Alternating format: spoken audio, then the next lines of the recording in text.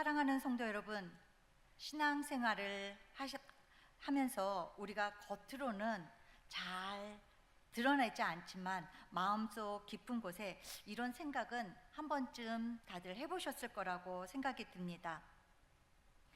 하나님이 내 기도는 정말 들으시는 것인가? 아니면 내가 가는 이 길이 정말 맞는 것일까? 또는 내가 지금 제대로 믿는 걸까? 이런 생각 말입니다.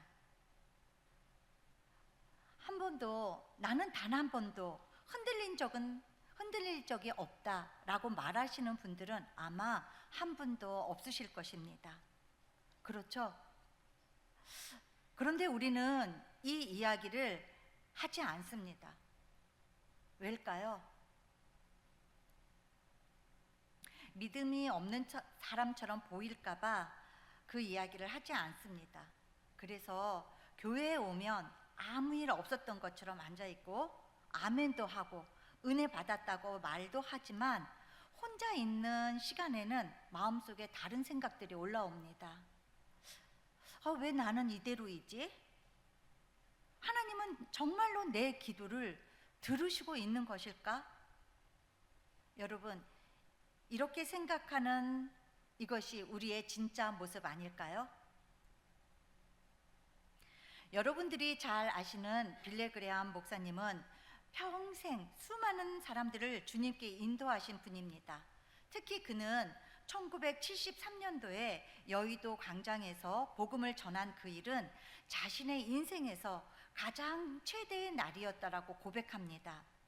여의도 광장에서 열린 집회 첫날은 40만 명이 모이고 마지막 날에는 무려 110만 명이 모였다고 합니다. 그 당시 대한민국 인구가 3,462만 명이었고 기독교 인구는 280만 명이었습니다. 기독교 인구는 280만 명이었는데 불구하고 그 집회에 모인 기독교인들이 물론 예수를 믿지 않지만 구경으로 나온 사람들도 조금은 있었을 거예요. 거기에 모든 인구가 110만 명이었다고 합니다. 정말로 굉장히 놀라지 않을 수 없는 일이 벌어진 것입니다. 빌레 그레암 목사님과 동시대에 살던 젊은 사역을 함께 하던 그런 동역자가 있었습니다. 그분은 찰스 템플턴이라는 사람입니다. 이들은 모두 설교를 아주 잘하시는 분이었습니다. 그 당대에 둘 다 젊은 목회자로 엄청난 인정을 받고 둘 다 하나님을 위해 살던 사람이었습니다. 찰스 템플턴은 처음부터 예수님을 믿던 사람은 아니었습니다. 찰스 템플턴은 토론토의 글로브라고 하는 스포츠 잡지 기자였습니다. 그 당시에 많은 대부분의 사람들이 그랬던 것처럼 그는 하나님을 믿지 않고 매일매일 술에 찌들어 살며 퇴폐적인 삶을 살고 있었습니다. 그러던 어느 날 늦은 귀갓길에 전도지를 한 장 받게 됩니다. 그리고 너무 피곤해서 몇 마디 응대하고 집으로 돌아와 받은 전단지를 식탁에 던져두고 잠이 들었습니다. 잠시 자다가 깨어 물을 마시러 나왔던 찰스 템플턴은 식탁에 있던 전단지를 보는 순간 하나님의 말씀이 강력하게 그의 마음을 사로잡아 자신의 퇴폐적인 삶의 모습을 보게 되고 강력한 하나님의 음성을 듣게 되면서 그 자리에서 꼬꾸라지며 하나님을 영접하게 되었습니다. 마치 그는 자신의 어깨에 검은 두루마기가 펼쳐져 나가는 것을 보았다고 합니다. 사도행전에 나타났었던 성령 세례의 체험이 그에게 나타난 것입니다. 그리고 그는 자신의 제약된 생활을 청산하고 신학을 하고 이곳저곳을 다니면서 하나님을 믿으라고 증거하는 전도자의 삶을 살기 시작합니다. 한쪽에서는 빌레 그레암이, 또 다른 한쪽에서는 찰스 템플턴의 명성이 대단했습니다. 10대, 20대들이 하나님 앞에 돌아오게 하는 아주 중요한 역할을 하고 있었습니다. 심지어 찰스 템플턴은 빌리 그레이엄 목사님보다 더 지적이고 설득력 있는 전도자로 평가받기도 하였습니다. 그러던 어느 날 찰스 템플턴은 호련히 사라집니다. 아무 이유 없이 목회를 사임하고 어느 곳에 사는지 사람들에게 알리지도 않고 낙향해 버리고 맙니다. 그리고 그는 더 이상 나는 그리스도인이 아니라고 선언합니다. 불가지론자라고 자기 스스로를 선언합니다. 나는 하나님이 계신지 안 계신지 모르겠다라며 성경의 진리인지 아닌지도 모르겠고 하나님의 사랑이 참인지 아닌지도 모르겠다고 선포하면서 시골로 숨어 들어가 버립니다. 그리고 소설가로 시사 해설가로 삶을 살아가게 됩니다. 많은 사람들이 그것을 의아해하게 생각했습니다. 방탕한 생활을 정리하고 놀라운 복음 전도자가 된 그를 통해서 많은 젊은이들이 하나님 앞에 돌아오게 되었고, 사실 빌리 그레이엄 목사님보다 찰스 템플턴이 복음 전도에 더 열정적이고 결실도 더 많았기 때문입니다. 그런 설교자가 하루아침에 신앙의 길에서 떠난 것이 너무나 충격적이었습니다. 세월이 지난 후에 한 사람과 인터뷰를 통하여 그는 왜 자신이 신앙을 버렸는가를 설명했습니다. 어느 날 템플턴이 한 잡지 표지에 실린 한 사진과 기사를 보았는데 그 기사를 보는 순간 그의 신앙이 무너져 내렸다고 합니다. 표지 잡지에는 북아프리카의 심한 기근으로 땅에 비 한 방울 내리지 않은 채 완전히 갈라져 있고, 한 여인은 누더기 옷을 입어 걸쳐 입은 채 하늘을 올려다 본 사진이었는데, 그의 동그랗게 큰 눈은 눈물이 말라버린 채 깊이 들어가고 있었고, 품에 어린아이를 안았는데 그 어린아이는 먹지 못하여 갈비뼈가 다 드러난 채 축 늘어져 있었으며, 원망과 배고픔에 지친 표정으로 하늘을 올려다보는 여인의 사진이었다고 합니다. 이 사진을 보자 그의 마음속에 하나님이 살아계시다면 어떻게 이런 악을 행하실 수 있을까? 하나님이 사랑의 하나님이시라면 어떻게 죄 없는 어린아이가 이렇게 죽어갈 수 있는가? 라며 그 순간 그의 믿음이 무너졌다라고 합니다. 그래서 신앙의 길을 던져버리고 나가게 되었다는 것입니다. 사랑하는 성도 여러분, 예수님을 믿으라고 전도를 하러 다니다 보면은 나는 하나님을 믿을 수 없다라고 하며 말하는 사람들 중에 대부분의 사람들이 이런 말을 합니다. 하나님이 살아 계시다면 세상에 왜 이렇게 악합니까? 하나님이 계시다면 왜 악한 자가 득세합니까? 하나님이 계시다면 왜 착한 사람들이 이렇게 고통당합니까? 따지고 격하게 공격하고 하나님을 믿지 않는 가장 큰 이유라고 말하는 사람들을 만나곤 합니다. 하나님에 대한 의심을 가지는 마음입니다. 의심은 지성을 가지고 있는 사람이라면 내가 알고 있는 것에 대해 의심할 수 있습니다. 모든 명제에 대한 의심은 과학의 기초가 되고 학문의 시작이 됩니다. 모든 것을 당연하게 받아들이면 그 어떤 것도 발전할 수가 없습니다. 그러므로 내가 알고 있는 것들에 대해서 의심하고 새로운 방법으로 연구하는 것이 문명의 기초가 되는 것입니다. 이런 의심과 회의가 드는 마음이 드는 것입니다. 신앙에 대해서도 의심하는 마음이 드는 것입니다. 이것을 애써 부정하거나 감추려고 할 필요가 없습니다. 오늘 본문 말씀을 보면 예수님의 제자들도 의심에 빠진 것을 보게 됩니다. 부활하신 예수님이 제자들에게 나타났을 때 제자들은 너무 놀라 다시 살아오신 예수님에 대한 사실을 믿지 못하였습니다. 의심하였습니다. 그러자 예수님께서 왜 의심하냐라고 말씀하시면서 설명을 해주십니다. 예수님이 의심에 대하여 설명해 주시는데 우리는 이 말씀을 유심히 보아야 할 말씀이 있습니다. 우리 함께 37절 38절 말씀 우리 함께 합독해 보겠습니다. 그들이 놀라고 두려워하여 그 모든 것을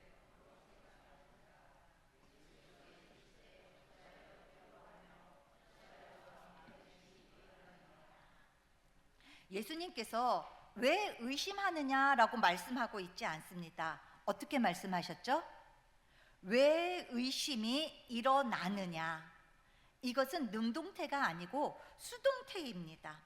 이 수동태라는 말씀은 의심이라고 하는 것은 내가 의심해야지 의심하게 되는 것이 아니라 나도 모르게 저절로 내 마음속에서 의심이 일어난다는 것입니다. 여러분 그렇지 않나요? 내가 독수리 매와 같은 눈으로 의심하는 눈으로 쳐다볼 거야 해서 의심이 생각하는 것이 아니라 어떤 상황을 보았을 때 내 생각과 의지와 상관이 없이 의심이 확 들어오게 된다는 것입니다. 그것이 인간의 마음이에요. 그래서 우리 예수님은 신앙적으로 의심을 꾸짖지 않으시고 책망하지 않으시고 예수님께서 풀어서 설명해 주신 것입니다. 저는 여러분에게 신앙에 의심하는 마음을 가지고 살아라라고 말씀하는 게 아니에요. 의심의 마음을 이길 수 있는 방법을 말씀해 드리려고 합니다.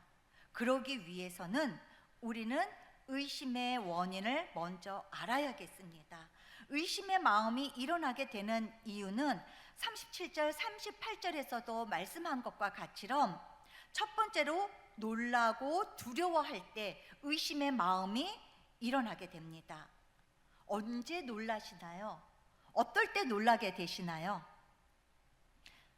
놀란다거나 하는 것은 내 눈앞에 벌어지는 상황이 내 지식과 경험에 맞지 않을 때 놀라게 됩니다. 내 기대대로 상황이 펼쳐지지 않을 때 사람들은 놀라게 됩니다. 그러면 혹시 언제 무서워하시나요? 무서워하시는 경우, 내 눈앞에 벌어지고 있는 그 일이 내게 납득되지 않을 때 우리는 무서워하고 두려워합니다. 제자들은 분명히 3일 전에 예수님이 십자가에 못 박혀 처참한 모습으로 돌아가시고 그들 눈앞에서 그들이 시체를 돌 무덤에 옮기고 돌로 봉하는 그 과정을 다 보았습니다. 그런데 그분이 지금 이 자리에 나타나신 거예요. 그들의 지식으로, 그들의 경험으로는 받아들일 수 없는 상황이라는 것입니다. 그러니 그들은 예수님을 뭐라고 생각했어요? 귀신이라고 생각한 것입니다. 내 눈앞에 있는 것을 부정할 수 없으니 이것은 귀신이구나 생각한 것입니다. 내 논리와 상식으로 경험되지 않을 때 우리는 의심의 눈으로 보게 되는 것입니다. 또 하나 의심하는 경우는 마태복음 14장에서 볼 수 있습니다. 예수님께서 한밤중에 걸어오는 사건이 기록되어 있습니다. 제자들이 귀신이라고 다 두려워할 때 예수님께서는 내니 두려워 말라고 말씀하십니다. 이때 용기 있는 베드로가 만일 말씀하신 분이 예수님이라면 나를 명하여 무리를 걷게 하소서라고 말하자 예수님이 걸어오라라고 말씀하십니다. 그리고 베드로는 무리를 걷기 시작합니다. 그리고 한동안은 무리를 걷습니다. 그러다가 바람과 물결을 바라보자 물속에 빠져듭니다. 예수님이 베드로의 손을 잡아 건져내며 믿음이 작은 자여 왜 의심하냐라고 말씀하셨습니다. 믿음이 작을 때 의심하게 되는 것입니다. 하지만 우리는 이것을 우리의 한계라고 규정할 것이 아니라 극복하며 나아갈 수 있어야 합니다. 의심은 내 지식과 경험으로 초월적인 하나님을 바라보려고 하기 때문에 의심이 생기는 것입니다. 하나님은 우리와 같은 수준의 분이 아니십니다. 내 지식과 경험으로 담을 수 있는 그런 분이 아닙니다.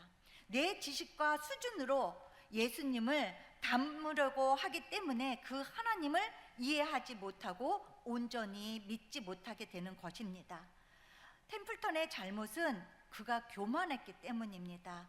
그 북아프리카에 며칠째 굶어 죽은 여인이 젖도 나오지 않는 그 상황에서 어린아이를 젖을 물리고 아들이 죽어가는 모습을 볼 때 그 여인의 마음이 얼마나 아프겠습니까? 그런데 그 모습을 보고 더 아파하는 분이 있으세요. 바로 하나님 아버지이십니다. 하나님은 그것을 보면서 더 아파하시고 피눈물 흘리시는 거예요. 템플턴은 자신이 이 여인을 더 사랑하고 더 불쌍히 여긴다고 생각한 거예요. 그래서 하나님에게 공격한 것입니다. 성도 여러분, 하나님은 장기적인 선을 위하여 단기적인 악을 허용하십니다. 장기적인 선을 위하여 잠시의 고통과 아픔은 용인하시는 분이십니다. 템플턴의 오류는 자신이 하나님보다 그 사람을 더 사랑한다고 생각한 거예요. 여러분, 인간이라면 그 사진을 보고 안타깝게 여기지 않을 사람이 누가 있겠습니까? 그 사진을 보고 분노하지 않을 사람이 어디 있겠습니까? 그것은 휴머니적인 분노를 가지고 하나님의 사랑을 도전한 것입니다. 템플턴은 자신이 하나님 자리에 선 것이고 하나님보다 휴머니스트라고 생각한 것입니다. 내 지식과 내 경험으로 볼 때 우리는 하나님을 이해하지 못합니다. 내 논리로 하나님을 맞추려고 할 때 그분은 내 논리 안에 들어오지 않습니다. 그분이 다 이해되어진다면 그분은 하나님일 수 없습니다. 초월적인 존재일 수 없는 것입니다.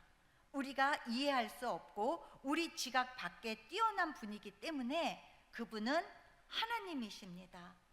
그러면 우리는 이런 회의와 의심이 들 때 극복하는 방법을 성경을 통하여 배울 수 있어야만 하겠습니다.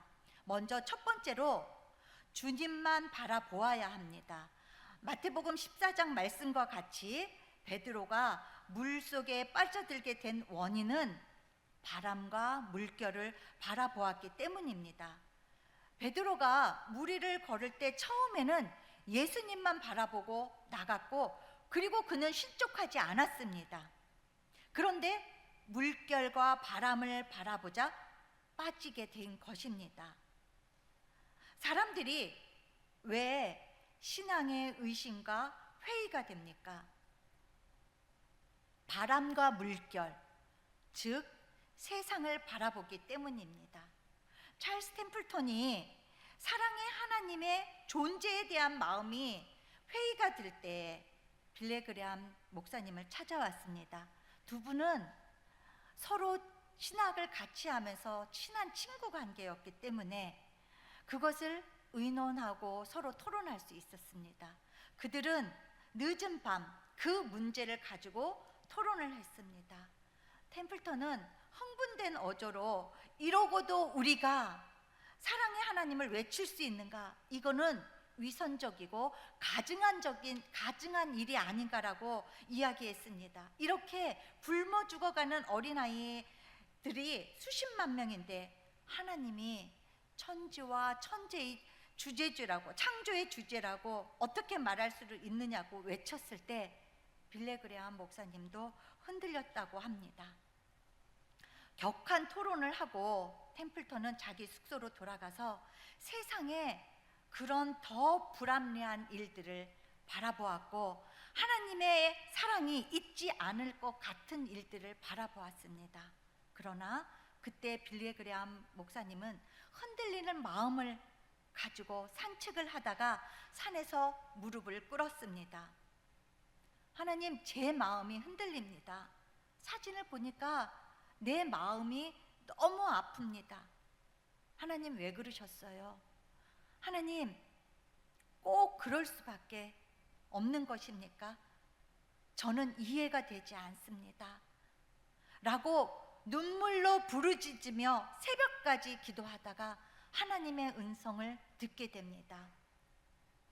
너의 생각과 나의 생각은 다르며 그를 사랑하는, 가장 사랑하는 존재는 내가 아니고 나라는 사실을 기억하라는 하나님의 말씀 앞에, 그러면 그는 무릎을 꿇고 눈물을 흘리기 시작을 했습니다.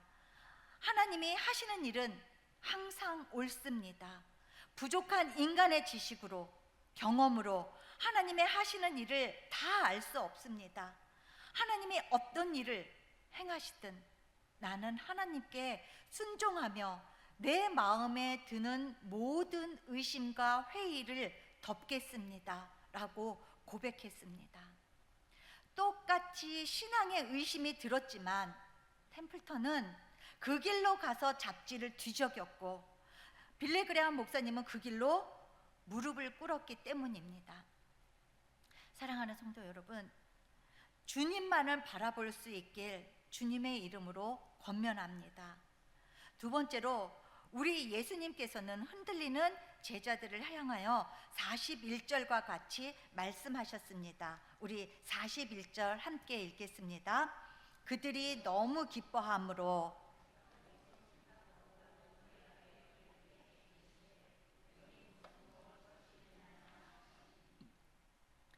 예수님의 행동이 좀 의아하지 않나요? 제자들은 너무 궁금해서 예수님이 맞으세요? 혹시 귀신 아니세요?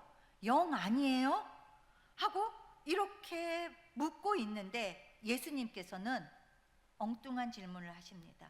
여기 먹을 게 뭐 있니? 그러니 제자들이 생선 있습니다 하고 생선을 갖다 드리니 생선을 잡수셨습니다.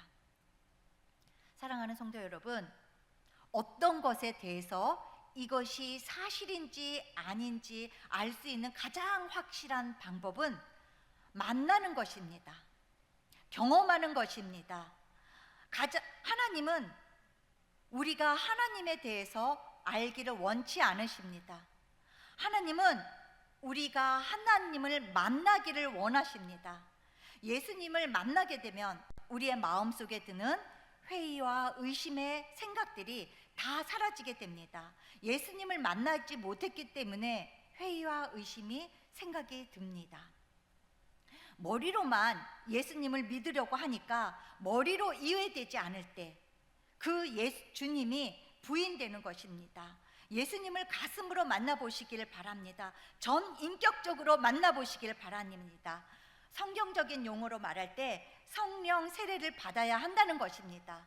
뜨거운 성령의 체험이 있지 않고는 우리의 신앙은 끊임없이 흔들리고 회의 가운데 있을 수밖에 없습니다. 성령을 받을 때 우리는 주님이 나와 동행하는 것을 느끼게 되고, 기도할 때 내 기도를 듣는구나 하는 것을 느끼게 되고, 내 마음속에 말씀하시는 것을 알게 되는 것입니다.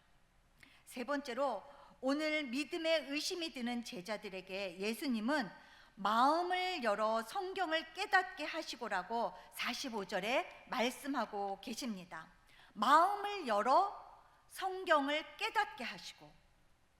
여러분, 믿는 마음으로 성경을 보시면 그곳에 하나님이 살아계시는 증거를 보게 됩니다. 하나님의 권세의 말씀들을 보게 됩니다. 하나님의 능력을 보게 됩니다. 그것은 우리의 마음의 문이 열려서 성령의 인도하심을 따라 말씀을 볼 때만 가능합니다. 비판적인 눈으로, 공격하는 눈으로 성경을 볼 때 성경은 믿어지지 않는 것입니다. 지난주 우리는 함께 신의 악단이라는 것을, 영화를 함께 관람하였습니다. 그 영화 속에 고위 간부 장교들이 단원들과 처음에는 가짜 찬양을 하기 시작을 하였습니다. 근데 그 찬양 속에서 그들의 마음이 열리고 열린 마음으로 성경을 보게 되자 하나님을 만나게 된 것입니다. 진짜 믿는 자가 된 것입니다. 진짜 믿음의 사람이 되자 장교는 자신이 죽을 것을 알면서도 단원들을 살리고자 자신의 죽음의 길을 선택했었던 것입니다. 마음의 문을 열어 사랑의 하나님을 보고 하나님의 마음을 느껴 하나님의 선하심을 바라보게 될 때 우리는 하나님의 눈물을 보게 되고 하나님의 안타까움을 보게 되고 하나님의 사랑과 능력을 보게 되는 것입니다. 이것이 성령 받은 사람만이 볼 수 있는 성령의 특권인 것입니다. 마음을 열어 성경을 봤다라는 것은 바로 그것을 의미합니다. 네 번째로 신앙에 의심이 드는 제자들에게 주님이 주신 처방은 49절입니다. 우리 함께 49절 말씀 함께 읽어보겠습니다.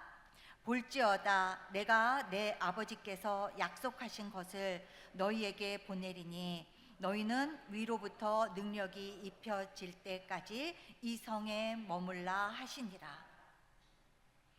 위로부터 능력이 입혀질 때까지, 이 말씀은 성령의 충만함을 말씀하시는 것입니다. 예수님을 처음 만났을 때를 예수님께서 인치는 순간이라고 말합니다. 성령님이 인치는 순간이라고 말합니다. 그러나 그것만으로 다 되는 것이 아닙니다. 성령의 인치심을 받은 다음에 계속적으로 성령님과 동행함이 있어야 됩니다. 예배를 드리고 말씀을 읽고 기도하면서 성령의 충만함을 내 마음속에 쌓아야 되는 것입니다. 여러분, 우리가 핸드폰을 밤새 충전시키게 되면 핸드폰에 배터리가 꽉 차게 되지만 다시 낮에 활동하게 되면 그것이 다 방전돼서 저녁 때 배터리를 충전해야 되지 않습니까? 그리고 나면 다시 그 아침에 활동할 수 있는 것 같처럼 우리의 믿음도 마찬가지입니다. 성령 세례를 받았지만 세상 속에서 살아가고 인간적인 일을 보고 세상적으로 판단하다 보면 믿음의 분량이 점점 줄어들게 되는 것입니다. 그때 다시 성령의 충만함을, 성령의 기름 부음을 받아야 합니다. 그럴 때 우리는 하나님이 살아계심을 매 순간, 매 사건마다 느끼게 되는 것입니다. C.S. 루이스라고 하는 영국의 신학자는 이런 말을 했습니다. 하나님은 기쁨을 통해서 우리에게 속삭이시고 양심을 통하여 말씀하시고 고통을 통하여 크게 외친다고 말했습니다. 고통 중에 하나님의 음성이 더 크고 강하게 들린다는 것입니다. 믿음의 의심이 생기는 것은 내 환경이 어렵기 때문이 아니고 하나님과의 관계가 소홀해졌기 때문입니다. 믿음의 회의가 생기는 것은 내 삶이 고통스럽기 때문이 아니고 내 믿음이 작아졌기 때문입니다. 사랑하는 성도 여러분, 믿음의 의심과 회의가 들거든 눈을 들어 십자가를 바라볼 수 있기를 바랍니다. 그 십자가가 하나님의 사랑과 그분의 뜻을 우리에게 보여주실 것입니다.